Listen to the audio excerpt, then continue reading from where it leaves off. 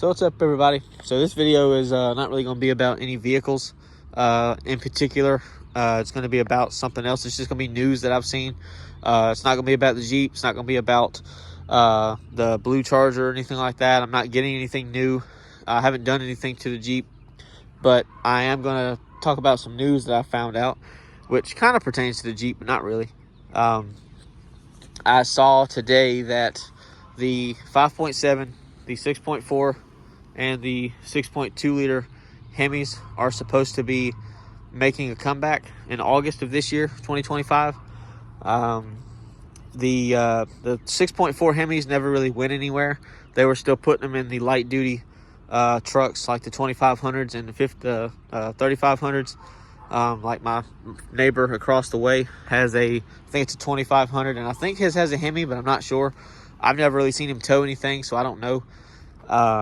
I've actually never said one word to that guy, so I don't even know what his name is. But anyway, like I said, the Hemis are coming back. The 6.4s never went anywhere for the light duty trucks. You could also buy a Durango and with a 6.4, or you could buy it with a Hellcat 6.2. I think they lengthened the productions for those vehicles specifically. But if you bought a Wagoneer, Grand Wagoneer, or a Ram 1500 or anything like that, or if you bought like a new Charger, you got the inline 6, or you got electric if you bought a new Charger as well. And I know how a lot of people feel about those. I personally like the way that the new Chargers look. I don't like the engine or powertrain choices, so I feel like putting even the 5.7, 6.4, or even the 6.2s back in those cars would help tremendously with sales. I don't know really how they're selling right now, so I don't know how that's going. I know that there's a dealer near me that's selling one or two of them, and I don't think they've really gotten rid of them yet. They've been sitting on them for a few months. But I know you could also buy a Wrangler with a 392, but I don't know if you still can. But I know that was a very expensive vehicle. Like, spending 90 grand for a Wrangler is kind of crazy. Like, I don't see how that's a thing. But other than that, there's no other vehicles in the lineup that you could get a V8 in. You used to be able to buy a Grand Cherokee like mine, which this ran from 2011 to I think 2022.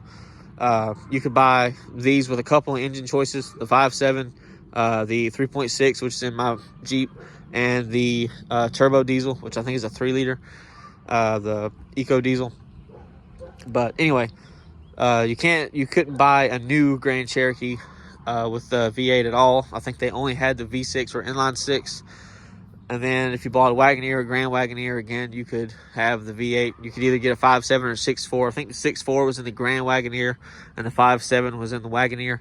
So there you go. So maybe they'll make the TRX back to what it was supposed to be instead of the RHO. So we'll see. But I'll link the two articles in the description if anybody wants to go read them themselves. And if anybody has any ownership, like if you've owned a newer Ram with the inline 6, or you've owned a Wagoneer or a Grand Wagoneer, or whatever the fuck they put those engines in, comment. Let us know how they are. Let us know how they've been. Have you had any issues with them? I see mixed reviews. I see people that love them. I see people that hate them. I see people that have to take theirs to the dealer constantly. I see people that don't take theirs to the dealer at all. So, what y'all got going on with y'all's? Do you like yours? Do you not like it? What do you not like about it? What do you hate about it? Stuff like that. So, yeah, other than that, I'll see y'all later. I appreciate y'all for watching.